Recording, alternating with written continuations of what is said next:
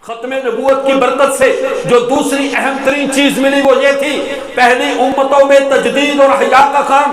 پہلی امتیں اگر تھک جاتی تھی سفر سے، پہلی امتوں میں اگر یہ معاملہ بنتا تھا، ان میں کوئی گمراہی آتی تھی، پیچھے سے دوسرا نبی آ کر قوم کو سنبھال لیا کرتا تھا۔ اللہ کے نبی نے خود فرمایا، یہ حدیث بخاری میں موجود ہے، فرمایا قد کانت بنو اسرائیل تسوسهم الانبیاء کلما ہلک نبی خلفہ نبی۔ پہلی امتوں کو نبیوں کے جانے کے بعد ایک نبی فوت ہوتا، دوسرا نبی آ کر امت کو سنبھال لیا کرتا تھا۔ ہر نبی امت کو ریپیئرنگ، امت کی تجدید، امت کی زندگی کا ذریعہ ہوا کرتا تھا۔ امت کے افکار تھکنے لگتے، امت کے اعمال حوصلہ چھوڑنے لگتے، امت بدعملی کا شکار ہونے لگتی، ان میں بدعت و خرافات جنم لینے لگتی، اللہ دوسرے نبی کو بھیج دیتے۔ کلما ہلک نبی خلفہ نبی، ایک نبی کے بعد دوسرا نبی آ کر امت کو سنبھال لیا کرتا تھا۔ لیکن اللہ کے رسول آپ نے تو کہہ دیا، انا خاتم النبیین لا نبی بعدی، میں آخری نبی ہوں، میرے بعد کوئی نبی نہیں ہے۔ انا والساعۃ کہاتین، میرے بعد اگر کوئی چیز آنے والی ہے تو وہ صرف قیامت ہے، میرے بعد کوئی نبی آنے والا نہیں ہے، آپ کے بعد کوئی نبی بھی آنے والا نہیں۔ آپ کے بعد آخر آپ کی امت بھی تو تھک جائے گی، آپ کی امت میں بھی تو پریشانی آ سکتی ہے، آپ کی امت کے بھی تو حوصلے نڈھال ہو سکتے ہیں، ان میں بھی تو بدعت و خرافات جنم لے سکتی ہیں، ان کے عقیدے بھی تو فاسد ہو سکتے ہیں۔ پہلی امتوں کو تو نبیوں نے سنبھال لیا، اے اللہ کے رسول آپ کی امت کو کون سنبھالے گا؟ آج یہ سوال پیدا ہوتا ہے یا نہیں ہوتا؟ ختم نبوت کے عقیدے نے، سابقہ امتیں ختم نبوت والی نہیں تھی، وہ اجرائے نبوت والی تھی، وہاں تو ایک معاملہ بگڑا آ کر دوسرے نبی نے سنبھال لیا، یہاں پر کون سنبھالے گا؟ نیا تو کوئی آنے والا نہیں۔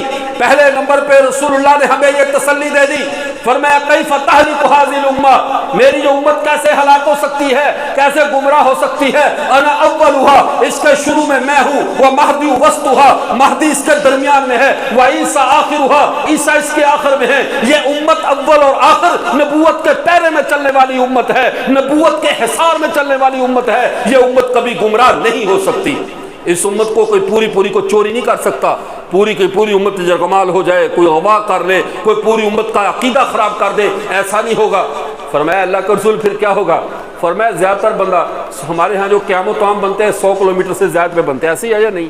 زیادہ 100 کلومیٹر پہ گاڑی تھکتی ہے، 100 کلومیٹر پہ ڈرائیور تھک جاتا ہے، 100 کلومیٹر کے فاصلے پہ کیا وہ طعام کیوں بنائے جاتے ہیں؟ یہاں پہ بندہ تھک جائے تو ریفریش ہو جائے۔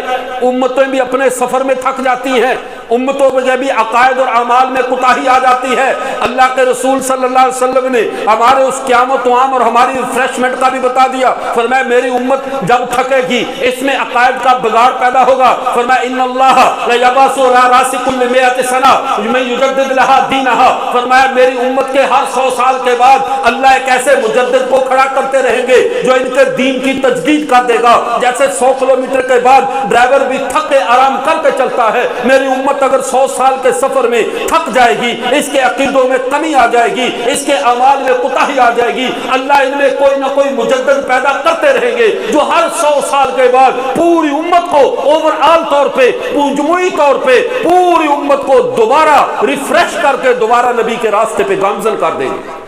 یہ اس امت کی خصوصیت ہے۔ اب نبی نہیں آئے گا، کون آئیں گے؟ مجدد آئیں گے، مجددین آ کر پھر مجدد ہر صدی میں ایک ہوگا، اللہ ہر 100 سال کے بعد ایک نہ ایک آدھ مجدد ہوگا۔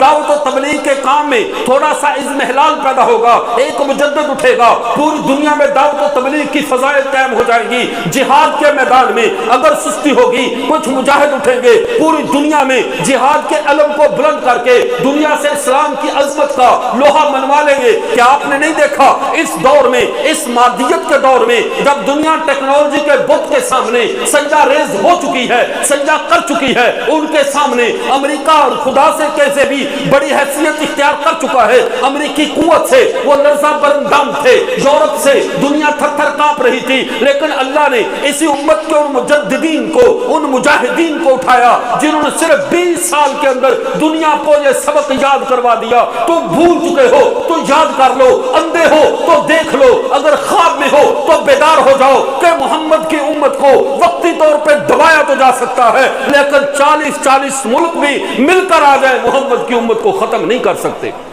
اور پھر افغانستان میں مسلمانوں کی فتح کا نظارہ دیکھا دنیا نے یا نہیں دیکھا؟ اور یہ کسی اللہ والے نے تو کیا خوب کہا تھا، یہ جو افغانستان کی زمین ہے یہ اللہ کی چکی ہے، وہ ہر وقت چلتی رہتی ہے۔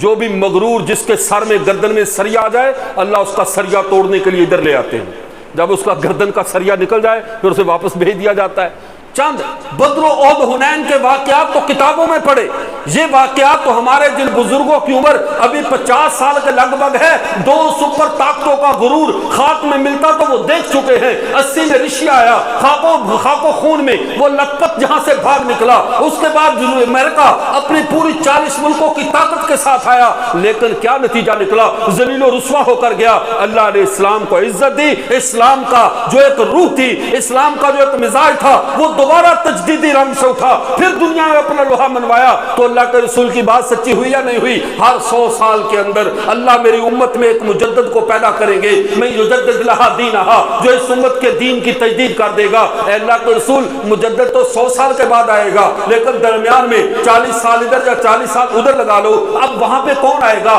لیکن یہاں پہ تو ہمارے محلوں میں خرافات ہیں، ہماری گلیوں میں خرافات ہیں، کون سنبھالے گا؟ فرمایا گھبرانا نہیں ہے، نیا نبی آنے والا نہیں ہے، لیکن یحمل ھذا العلم من کل خلف عدولہ، لیکن میرا یہ جو دین ہے اس کو ہمیشہ عادل لوگ اٹھاتے رہیں گے۔ وہ تمہاری مسجد کا امام بھی ہو سکتا ہے، تمہارے محلے کے لوگ بھی ہو سکتے ہیں، کہیں نہ کہیں سے اٹھنے والے ہوں گے۔ وہ کیا کریں گے؟ ینفون عنہ تحریف الغالین وانتحال المبتلین وتاویل الجاہلین، وہ جاہلوں کی تعویلات کو، باطل کی تحریفات کو، اور جو اچکنے والے چور چکے ہیں ان سے دین کا جو نقصان ہو رہا ہے اس نقصان کو روک دیں گے۔ ایسے لوگ ہر دور میں، ہر محلے میں، ہر گلی میں پیدا ہوتے رہیں گے جو محمد کے دین کی ہر اعتبار سے حفاظت کرتے رہیں گے۔